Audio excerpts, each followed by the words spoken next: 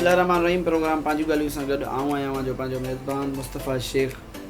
हमेशह वांगुरु अॼु बि असांजे प्रोग्राम में हिकु नओं किरदारु जेको पंहिंजूं ॻाल्हियूं प्रोग्राम में पंहिंजूं ॻाल्हियूं करण जे लाइ असां सां मौजूदु आहे। संदसि जो तालुक़ु शोबे सां हिकु डिघे अरसे खां रहियो ऐं अॼु बि हू पंहिंजे शोबे सां सलाढ़ियल आहिनि। उन खां अलावा हू सियासत ऐं समाजी कम में बि अॻ खां अॻु भरा नज़र अचनि था पिया। सो आउं देरि न कंदुसि, तव्हांजो तारीफ़ कराईंदुसि। असां सां गॾु आहिनि अॼु सिंध जा नाले वारा शोबे सां ताल्लुक़ु रखंदड़ जनाब मुमताज़ लकी साहब।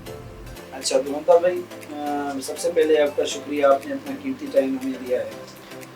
तो मैं आपसे एक सवालों का सिलसिला शुरू करता हूँ। आप बड़े अरसे से मीडिया में हैं, तो तकरीबन कितने अरसा हो गया है आपको शोबे से ताल्लुक़ रखने में?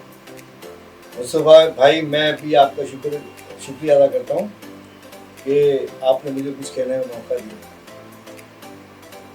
ये जो आपने सवाल किया कि मेरा इस फील्ड में कितने अरसे से मैं इससे वाबस्ता हूँ, तो एक लंबा पीरियड है, तकरीबन 40 साल से ऊपर हो गए मैं इस फील्ड से वाबस्ता हूँ। तो शुरू में क्या था कि कैसेट आम होती थी, कैसेट जी, तो वो कैसेट का दौर था, बड़ा सादा दौर था, टेक्नोलॉजी इतनी ज़्यादा इम्प्रूव नहीं हुई थी। तो उस वक्त कैसेट का हमने काम शुरू किया और अल्हम्दुलिल्लाह ये मुझे अल्लाह ताला ने ये फ़ख्र हासिल किया कि मैं सिंधी कैसेट को बनाने वाला फाउंडर बन गया। सबसे पहला सिंधी कैसेट वो मैंने बनाया। अच्छा। तस्वीरों के साथ पहले आती थी कैसेटें, उसमें क्या था कि लिस्ट आती थी, लेकिन मैंने इसको फोटो से इसको टोटल ऑर्गेनाइज करके इसको सिंधी कैसेट को मैं मार्केट में लाया। फिर ये कैसेट मार्केट में आती रही। फिर मैं कैसेट को लाइव प्रोग्राम की तरफ किया कि हमारे लोग जो है कैसेट को, पहले गाने आने चलते थे, सही बिल्कुल, लेकिन फिर मैं इसको लाइव किया। तो लाइव मैंने अपनी ज़िंदगी का आगाज़ आपदा परवीन से किया। अच्छा, माशाअल्लाह। आपदा परवीन को मैं लेकर आया। आपदा परवीन साहिबा ने हमारे साथ काम किया और हमने 3 कैसेट उनकी बनाई। इसमें उनका एक गाना बड़ा ज़्यादा पॉपुलर हुआ, मुल्ला मरई माँ को सही पे, बादल बीते नाले नाव घणी, मुनायब मानू रुना ना होंदा, माई याद घोड़ोली भरदी, ही भी मुझे याद। अच्छा, हाँ। तो इस तरह ये सिलसिला चलता रहा और अल्हम्दुलिल्लाह हम आगे बढ़ते रहे और अल्लाह ताला ने इसमें काफ़ी इज्जत भी दी और अल्लाह ताला ने इसमें काफ़ी रोज़ी भी दी। सही। अच्छा, आपने कहा कि 40 साल से तकरीबन आपका शोबे से ताल्लुक़ है, तो इस दौरान कौन से ऐसे फ़नकार जो मैडम आपदा की तो बात होगी, उसके अलावा कौन से फ़नकार जो आपके साथ काम कर चुके हों? मैं समझता हूँ सिंध के फ़नकारों में तकरीबन 75% मेरा हाथ है, और अगर कहीं हाथ नहीं तो मेरा उसमें नाखून ज़रूर है। अच्छा। जैसे शमन अली मीरा जी, उसका भाई था रहमत था, रहमत से दूसरा भाई भी एक और था, तीनों भाई उनको इंट्रोड्यूस किया।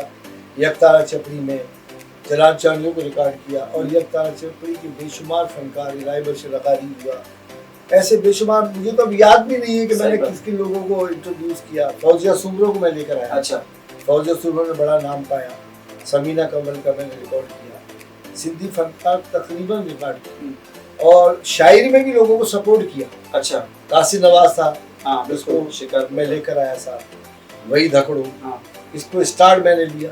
मुमताज़ मौलाई, हाँ, इससे मुझसे स्टार लिया और मुमताज़ मौलाई की बड़ी मेहनत है, हाँ, उससे बड़ा अच्छा लिखा, बड़ा से वक्त दिया इस फील्ड को और आखिरकार आप देखें वो एक नाम उसका है, वो गाता है और लोग उसे पसंद करते हैं। बिल्कुल।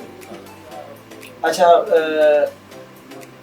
फनकार की ज़िंदगी होती है आर्टिस्ट की। आप भी फिल्मों में भी काम कर चुके हैं और आपने कहा कैसेट की दुनिया को मैंने इंट्रोड्यूस करवाया।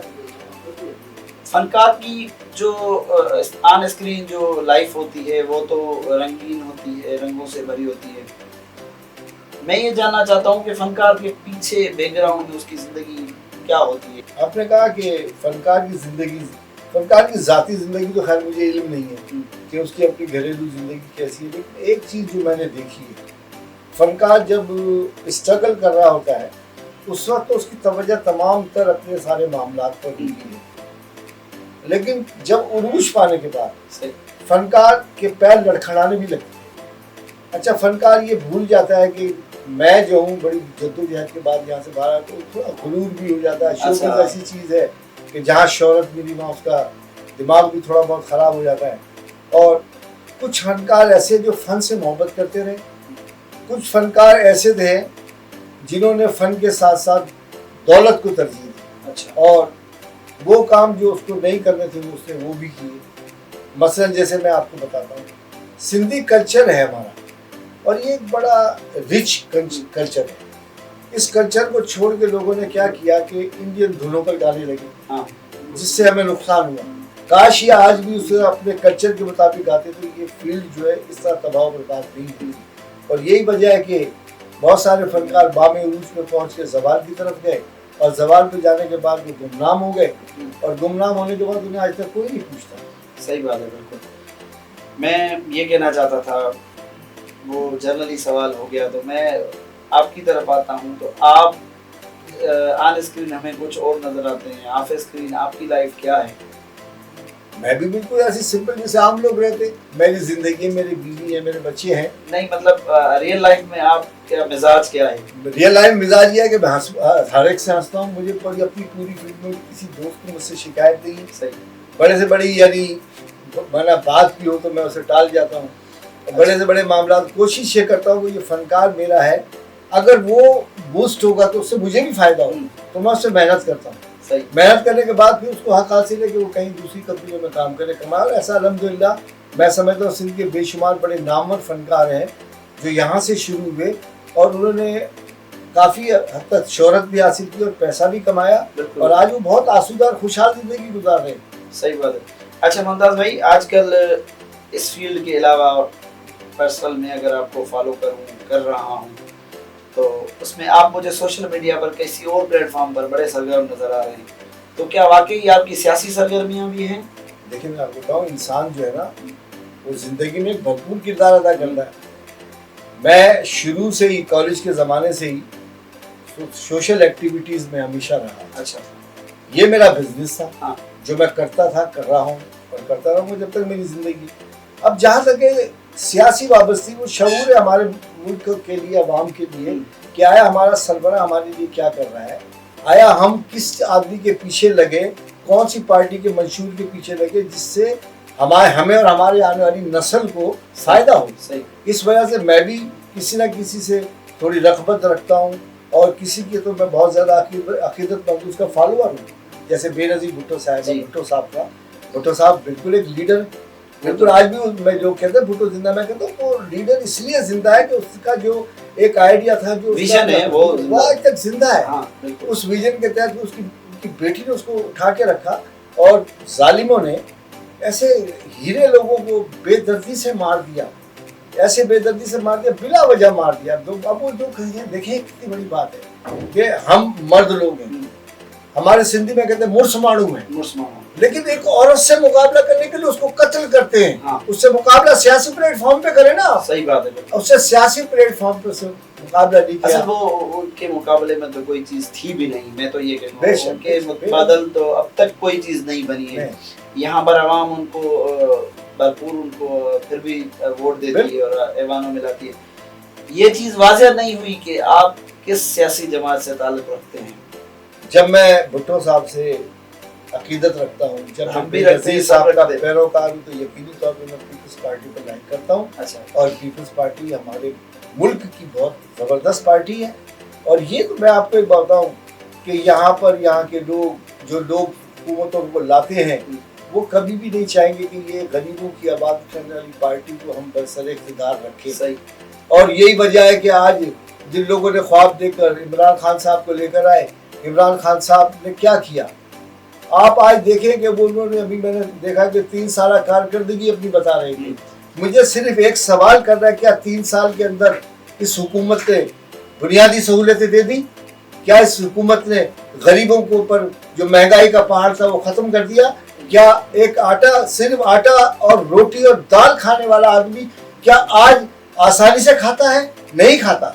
आज महंगाई, ये गैस महंगी, पेट्रोल महंगा, हर चीज महंगी, ये बड़े लोगों को भी आवाज है। अब छोटा आदमी जो सफर करता है اس کو روٹی نصیب نہیں. اگر روٹی کے لیے اسے جتنا وہ کماتا ہے اس کی اتنی آمدن اس کے حساب سے وہ اپنا چیک اینڈ بیلنس ہی بنا سکتا کہ یار یہ میں اتنا پیسے کما رہا ہوں. لیکن وہ جب دیکھو جس آدمی سے پوچھے درد کا پہلا پوری درد کی گٹھڑی مصیبتوں کی گٹھڑی وہ اپنے سر پہ لے کے پھر رہا ہے, لیکن جو حکومت ہے وہ یہی واویلا واہ واہ واہ واہ ہم نے یہ کر دیا. کچھ نہیں. دیکھیں میں آپ کو بتاؤں, اگر آپ ملک کا قرضہ آپ نے بڑھا دیا, اس قرض کو بڑھانے سے کیا آپ کی عوام خوشحال ہوئی؟ اس کو بڑھانے سے کیا آپ کی عوام کو روٹی میسر ہوئی؟ کیا آپ کے پاس صحت کی سہولیات موجود ہیں؟ کیا آپ کے پاس تعلیمی سہولیات موجود ہیں؟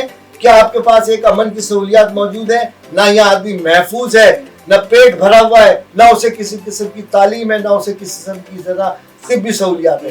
جس ملک کے اندر یہ سہولیات نہ ہو, پینے کا پانی صاف نہ ہو, اس ملک کا سربراہ یہ کہے کہ 3 سالہ میری کارکردگی یہ ہے, مجھے تو افسوس ہوتا ہے اس کے اوپر کہ ایسا کہتے ہوئے اس کو یہ ضرور سوچنا چاہیے کہ آج بھی وہ اسی ٹولے کے ساتھ پھر رہا ہے جو ٹولہ اس ملک کو لوٹتا تھا.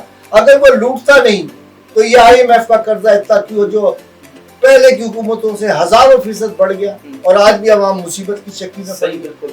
ایسی میرے خیال سے پالیسی نہیں ہے یہ کہ دیکھیں ٹیکس ہم جمع کرواتے ہیں وہ سرکاری خزانوں میں چلے جاتے ہیں اور دینے والا کون؟ عوام. ریاست مدینہ کی جہاں تک بات یہ حکومت نے نعرہ لگایا, دیکھیں یہ ملک 1947 میں بنا اور ہمارے والدین یہاں ہجرت کر کے آئے, اسلام کے نام پر یہ ملک بنا جی, اور اس میں کوئی شک نہیں ہے کہ یہاں پر اسلام رائج ہے. کسی نہ کسی صورت میں یہ اسلامی ملک ہے اور یہاں کے لوگ نماز پڑھتے ہیں, یہاں کے لوگ کام کرتے ہیں, سب کچھ کرتے ہیں. اب یہاں سوال پیدا ہی ہوتا ہے ریاست مدینہ, ریاست تو اپنی جگہ ہے, تو کیا اس کے چلانے والے بھی مدینہ جیسے لوگ ہیں؟ یہ بڑا سوال ہے کہ وہ جو جنہوں نے مدینہ کی ریاست چلائی تھی وہ آپ صلی اللہ علیہ وسلم تھے. ہم ان کی کسی ایک بات کو فالو نہیں کر سکتے. ہم اس ملک کے کلچر کو بدلیں, اس ملک کے نظام کو بدلیں, سود کے نظام کو بدلیں, یہاں پر ہر وہ نظام لائیں جس نظام سے ریاست مدینہ چلے, پردہ ہو, محفوظ ہوں, شام کو جناب علی لوگ بھوکے نہ سوئیں. یہ تھی ریاست مدینہ کہ وہ آواز لگا رہے کہ کوئی میری حکومت کے اندر, حضرت عمر رضی اللہ عنہ نے فرمایا کہ میری حکومت میں کوئی بھوکا نہ سوئے. پھر آپ صلی اللہ علیہ وسلم کے وقت کے اندر آپ صلی اللہ علیہ وسلم کا نظام تھا, انصاف پر مبنی تھا. یہاں انصاف نہیں ہے, یہاں کوٹ حکومت کے ماتحت, یہاں لوگوں کے ماتحت, لوگوں کے ماتحت. یہ ایک اشارہ ہے کہ لوگوں کے ماتحت اپنی من مانی سے یہاں حکومت کوئی نہیں کرتا. اور اگر عمران صاحب یہ سمجھتے ہیں کہ ریاست مدینہ بنانے کے بعد وہ کوئی ایک نیا کام کر دیں گے, تو ریاست مدینہ تو یہ ہے, لیکن اس کو بنانے کے لیے ریاست مدینہ جیسا کردار چاہیے, وہ نیک نیت لوگ چاہیے, چینی چور نہیں چاہیے کہ ساتھ پارٹی میں بیٹھا ہوا چینی چوری کر رہا ہے, چینی ہوتے ہوئے چینی امپورٹ کر رہا ہے. یہ کون سا پارٹی ہے؟ تمہاری بغل میں بیٹھا ہوا آدمی چوری کر رہا ہے اور آپ خاموش ہیں. آپ کے ہوتے ہوئے آپ کی بغل کے نیچے آپ کے دارالخلافہ کے اندر ایک اتنا بڑا ظلم ہوتا ہے کہ آپ خاموش بیٹھے. ایک بیٹی جب یادگار پاکستان پہ جاتی ہے اس کی عزت محفوظ نہیں ہے. آپ اس حکومت کے سربراہ اپنے آپ کو کہلاتے. اس ملک کے اندر بچوں کے ساتھ ریپ ہوتا ہے, آپ خاموش رہتے. اس ملک کے اندر معصوم بچوں کے ساتھ ریپ ہوتا ہے, آپ کون سا قانون بناتے؟ آپ کے پاس تو قانون بنانے کا پاور نہیں ہے. اگر آپ اسمبلی میں کوئی اگر قانون بنا بھی رہے ہیں تو صرف یہ کہ اپنے مخالف کو کس طرح جیل میں ڈالوں, یہ بات سب کو جیل میں ڈال کر اگر آپ نے حکومت کرنی ہے تو پھر آپ جو مرضی کریں. آپ کو سب کو جیل میں ڈال دیا, سب کو چور کہہ دیا, سب کو ان سے پیسہ نکال نہیں سکتے, قرضہ لے رہے. اگر آپ اتنے سچے تھے جب آپ ایسے بل پھاڑ رہے تھے اس وقت آپ کہاں تھے؟ آج آپ بجلی روزانہ مہنگی کر دیتے ہیں, اس وقت آپ کہاں تھے کہ یہ پیٹرول آج آپ روز پیٹرول مہنگا کرتے ہیں. آپ پیٹرول مہنگا کریں, آپ بجلی مہنگا کریں, یہ بنیادی سہولت بجلی تو کم از کم ہے کہ کسی کے جھونپڑی کے اندر ایک دیوا جلنے کے قابل بھی آپ نے نہیں چھوڑا اس کو. صحیح بات ہے. آپ نے کروڑا کے نام پہ اس ملک سے پورے ملک کو آپ نے بچوں کو جہالت کی طرف دھکیل دیا ہے. یہ کون سا وہ ملک ہے جس کے اندر آپ تو اسمبلیوں کے اندر بیٹھتے, آپ تو 10-10 لاکھ کے مجمع سے خطاب کرتے ہیں, لیکن اگر وہ بچہ اسکول کے اندر SOPs کے ساتھ جاتا ہے تو اسکول کھولنے کے لیے آپ تیار نہیں. آپ نے تو سب سے بڑا ظلم یہ کیا کہ اس ملک سے تعلیم کو ختم کر دیا. آپ نے سب سے بڑا ظلم یہ کیا کہ اس ملک سے آپ نے سستائی کو ختم کر دیا, مہنگائی کو عروج کر دیا. آپ اب بھی کہہ رہے ہیں کہ ابھی مہنگائی اور ہوگی, ابھی یہ کچھ ہوگا. ارے اللہ کے بندے, مہنگائی سے ملک نہیں چلے گا. اس ملک کو چلانے کے لیے آپ کو ملک میں ریلیف دینا پڑے گی.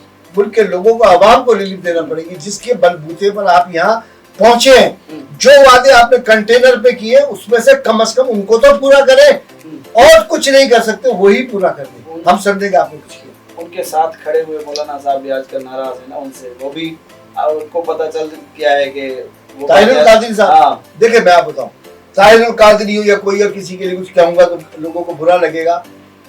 जो शख्स इस मुल्क में ना रहता हो, जो शख्स इस मुल्क के लोगों की हालत को ना जानता हो, वो सिर्फ दूसरे मुल्क में अपनी नेशनलिटी लेकर बैठा हो और यहाँ पर आकर यहाँ की आवाम में बेचैनी फैलाकर फिर चला जाए, वो मेरी समझ में नहीं आता वो कौन सा लीडर।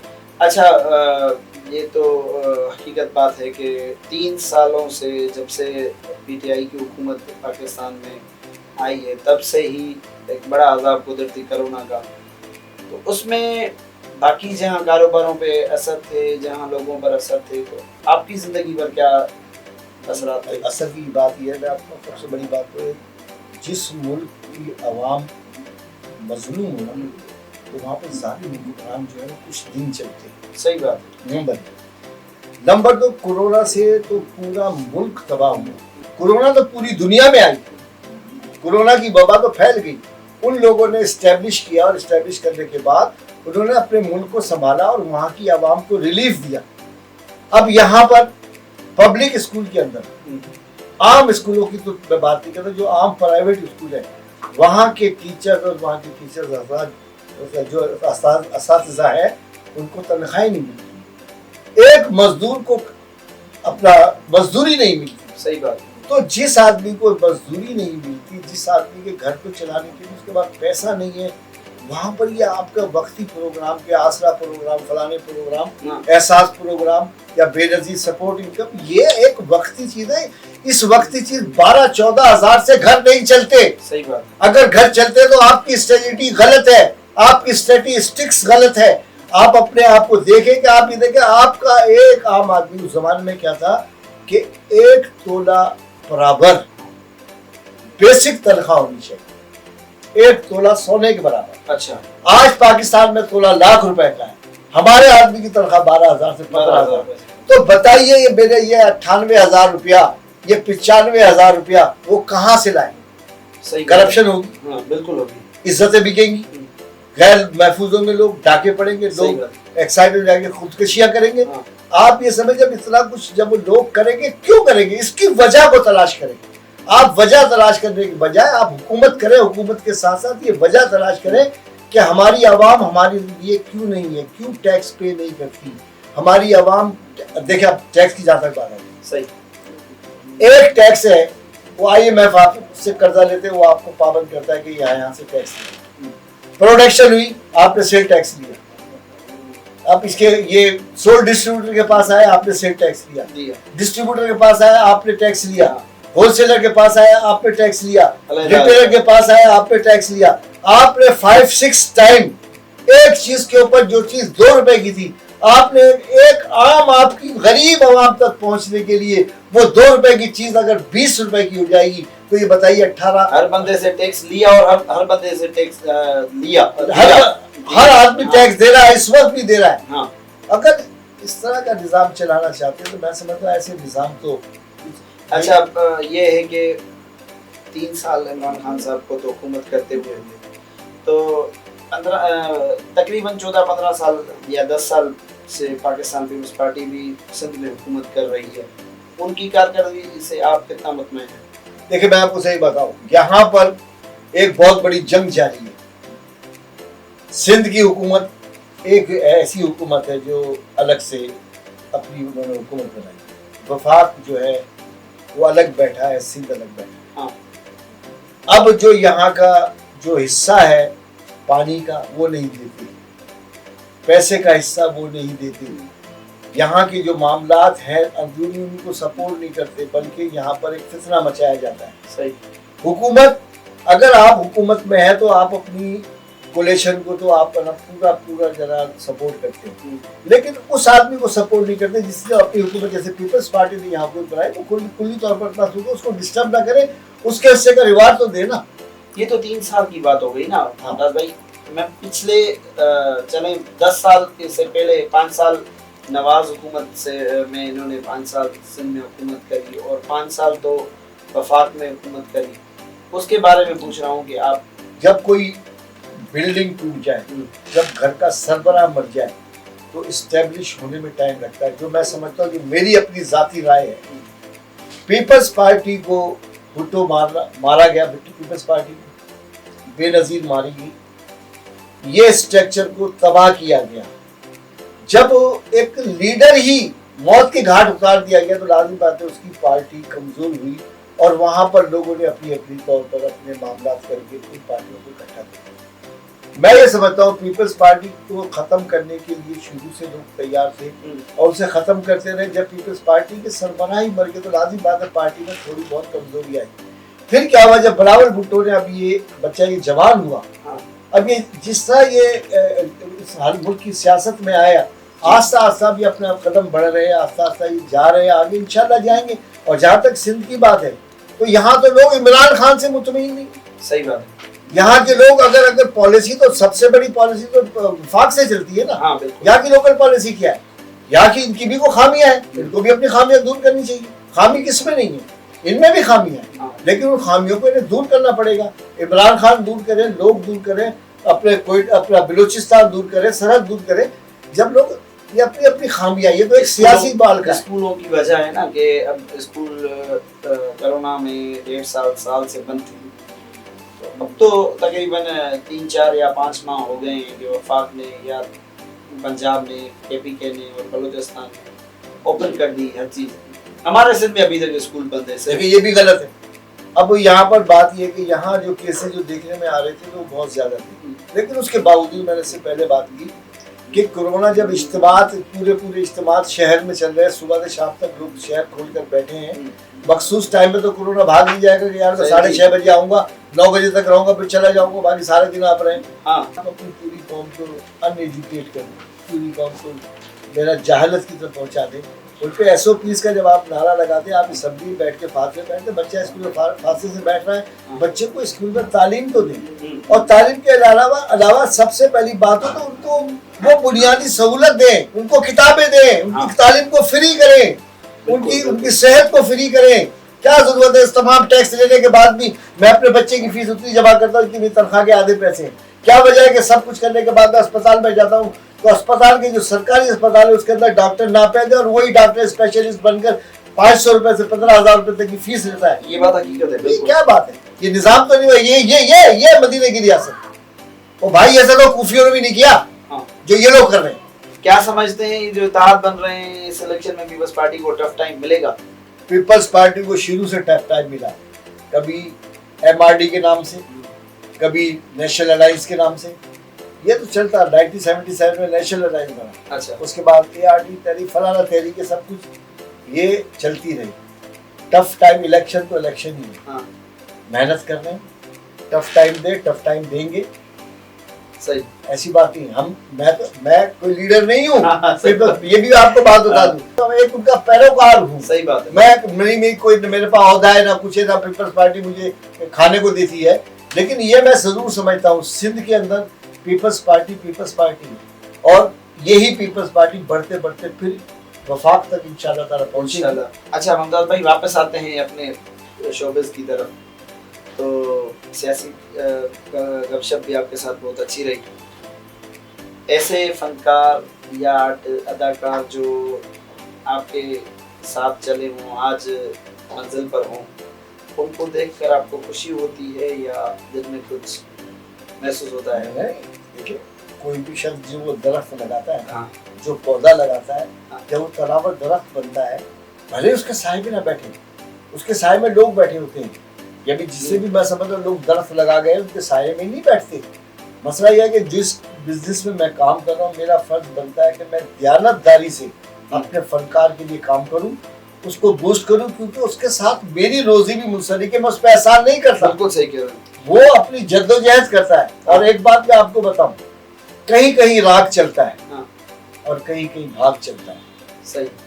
کہیں آدمی اپنی کسی کوالٹی سے, اپنی پرفارمنس سے ہٹ ہو جاتا ہے, کوئی آدمی اپنی راگداری سے, اپنے کلام سے, اپنے گلے سے ہٹ ہو جاتا ہے. کوئی آدمی تو یہاں تک ہے کہ ایک ایک گانے سے ہٹ ہو جاتا ہے. جیسے حسن جاگیر تھا تو وہ ہوا ہوا ہے ہوا اس سے مشہور ہو گیا. اس طرح فوزیہ سوبنو، اس طرح ایک فنکار آیا، ایک عام سا فنکار تھا، وہ اس نے ایک گانا گا دیا تو وہی بھرا جاتا تھا. میں لگا کیا اس نے گا دیا، ایک عام سا بیچارہ، اس سے اپنے پیسے بھی خرچ کیے. اچھا. جب دیکھا تو وہ لاکھوں میں اس کی کیسٹ بک کیا. جب دیکھا تو یہ یہاں سے یہ صحیح بات ہے. اچھا یہ اس بات کی تو پہلے ہی کلیئر ہو گئی تھی آپ کے جواب میں، پھر بھی میں یہ سوال پوچھنا لازم سمجھتا ہوں کہ ایسی کیا وجوہات ہیں کہ ایک آرٹسٹ جلدی سے عروج پر آ جاتا ہے پھر وہی زوال کا نشانہ ہو جاتا ہے.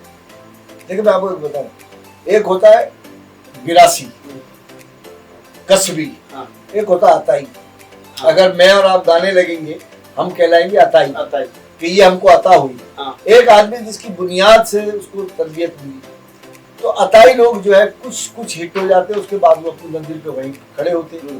لیکن چونکہ یہ حضرات ہیں جن کا پورا خاندان اس کام سے منسلک ہے، موسیقی سے، ان لوگوں کی تربیت ہے، بنیادی تربیت ان کے پاس ہے، وہ لوگ کافی دیر تک چلتے ہیں. یہاں پر بھی وہی بات میں دوبارہ کرتا ہوں کہ بڑے بڑے گویے گھر بیٹھے ہیں اور جو جن کو گانے کی تمیز نہیں ہے وہ بھی نکلے ہوئے ہیں آگے. صحیح بات ہے. تو یہ تو نصیب کی بات ہے.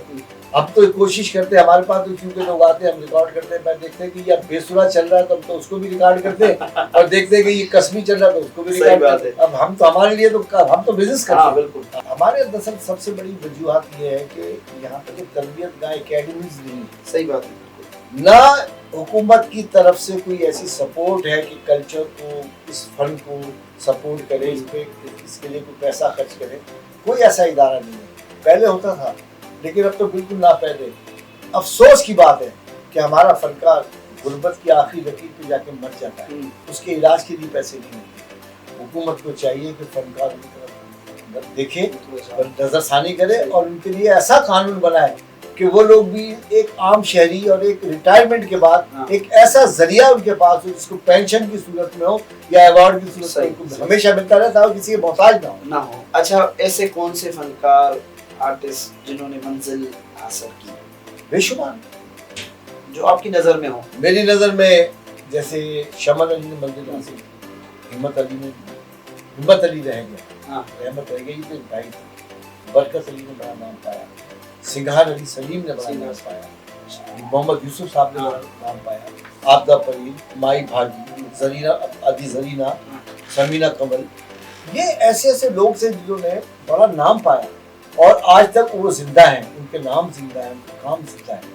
موجودہ دور کے اندر جو نئے نئے لڑکے آ رہے ہیں گا رہے ہیں، اس میں ممتاز مولائی بہت ہٹ ہے. اور ممتاز مولائی کی سب سے اچھی بات کیا ہے، ممتاز مولائی اپنے کلاموں کے اندر کلچر کو ارد گرد پکڑے رکھتا ہے.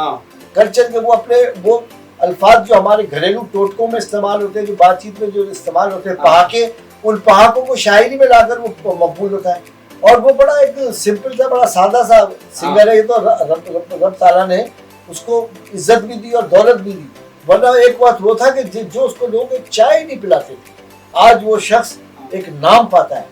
ہمارے دور کے اندر ہمارے پاس تھا، وہ جو ہم سے ہو سکا ہم نے اس کو سپورٹ کیا، ہمارے اچھے ساتھیوں میں سے ہے اور میں تو اس کو یاد رکھتا ہوں ہمیشہ اچھے الفاظوں میں، اور مجھے یقین ہے کہ وہ اچھا ہے اور اچھا جائے گا. شاید اس کے آگے جانے کی وجہ بھی یہی ہے کہ اس کی نیت صاف ہے، نیت صاف ہے اور وہ کلچر کو لے کے چلتا ہے، پہاکوں کو لے کے چلتا ہے. صحیح بات ہے. اچھا آپ نے کون کون سے شعبز کے اندر ایسے شعبے تھے جن کو آپ نے انٹروڈیوس کروایا؟ دیکھیں جی میں آپ بتاؤں، سب سے پہلے تو سندھی کیسٹ وہ میں نے اس کو لے آیا، پھر سب سے پہلے سندھی فلم بنائی، پہلی سندھی فلم، اچھا پہلی سرائی کی فلم، پہلی دھمال. اور سب سے بڑی بات یہ کہ یہ جو نوحے آج آپ سنتے ہیں اسے پہلے کیسٹوں میں نہیں ہوتے تھے. اس کا موجود ہوں میں، اس کا خالق ہوں. اچھا اس کیسٹ کو نوحے کی شروع کرنے میں میں نے بھرپور کردار ادا کیا، پوری ٹیم بنائی، ٹیم کے ساتھ اس کو میں نے بنایا اور ہوبلی سے میں نے اپنا اسٹارٹ لیا. اچھا ممتاز بھائی، سکھر میں آپ کی کیا ایکٹیویٹیز ہیں؟ آپ سکھر میں رہتے ہیں تو کیا آپ کے سکھر کے؟ دراصل بات یہ ہے میرے دوست، ان سب باتوں کے باوجود میں آپ کا سوال کا جواب کاٹتا ہوں، یہ آپ کے ہاتھ میں کیا ہے؟ دیکھیں کوئی سگریٹ پیتا ہے، कोई दूसरे तरीके से करता है। मैं ये छालियाँ अपनी खुद बनाता है, अच्छा ये मैं खाता हूँ, और इससे ये है कि थोड़ा सा मैं, ये अभी नहीं पुराना हो गया है, अच्छा ये भी एक चीज़ है।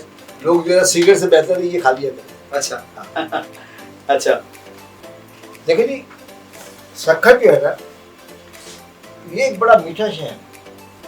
यहाँ पर मेरी हैसियत कारोबारी भी तो है ना, हाँ और यहाँ पर जो तिजारती तंजीमें हैं उनमें मेरा किरदार है। जैसे ये मेहरान मरकज जिसमें हाँ। हमारा स्टूडियो है, यहाँ का मैं 27 साल से प्रेसिडेंट हूँ। अच्छा और फिर जो हमारी आल पाकिस्तानी स्मार्ट ट्रेडर्स और काठी यूनिवर्सिटी की जो एक तंजीम है उसका भी मैं मेंबर हूँ। और हम अपनी तिजारती बिरादरी के लिए बहुत काम करते हैं। और फिर अगर शहरी मसाइल कोई हो तो उसको भी हाईलाइट करने के लिए हम खड़े हो जाते हैं, सही और उसके लिए हम आवाज़ उठाते हैं बाकायदा। फिर हम सक्खर हाउस से या खुर्शी शाह हो गए, नासिर शाह हो गए, इन सब से हम मशावरा करते हैं, ये हमारी हेल्प करते हैं, ये हमारे काम करते हैं। अच्छा तो सक्खर के लिए तो यही मेरी एक्टिविटीज़ है कि भलाई का काम करो, भलाई में रहो। आपकी अटैचमेंट किसके साथ है सक्खर में? बहुत सारी मेरी तो सबसे है, ये अच्छा। सब मेरे दोस्त हैं। अच्छा और हम पुराने साथी हैं, हाँ आज के भी नहीं, कॉलेज के ज़माने से साथी हैं। सही। अच्छा मुमताज़ भाई, बहुत मज़ा आया आपके साथ गुफ्तगू करके। आखिर में आप हमारे देखने वालों को क्या मैसेज देना चाहेंगे? मैसेज तो सिर्फ एक ही है, फन की दुनिया को अगर देखते हैं तो फनकारों की कदर करें, उनकी हिम्मत अफजाई करें। अगर मुल्क की बात करते हैं तो मुल्क के अंदर होने वाली ज्यादती को बर्दाश्त न करें और मजलूम ना बने, ना जालिम ना मजलूम, अपने हक के लिए हमेशा आवाज़ उठाए, हक के लिए आवाज़ उठाएंगे, हमेशा जिंदा रहेंगे। पाकिस्तान जिंदाबाद। जी त व्यूवर्स, अॼु जी असांजी कचहरी अवां ॿुधी ऐं इंशाअल्लाह ताला वरी मिलंदासीं हिकिड़े नए किरदार सां गॾु, नयूं कचहरियूं खणी अवां जे साम्हूं ईंदासीं। तेसीं ताईं मूंखे ऐं मुंहिंजी टीम खे ॾींदा इजाज़त। तेसीं ताईं मुंहिंजे channel social news web TV खे सब्सक्राइब करणु न विसारींदा। अल्लाह भाई।